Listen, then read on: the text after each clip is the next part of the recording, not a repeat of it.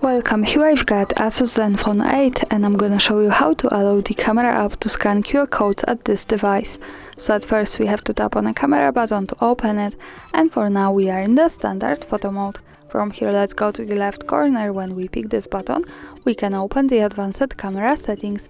Now let's slide a little bit down to the other category, and here at the first page we have scan QR codes option. By using the button from the right we can turn it off and turn it on like that as we need, and of course I suggest you to keep this turned on because this is the easiest way to scan QR codes at this device. Now you can do it by just putting them inside your camera and you don't need any other app to do it. And that's all, thanks for watching, subscribe our channel and leave the thumbs up.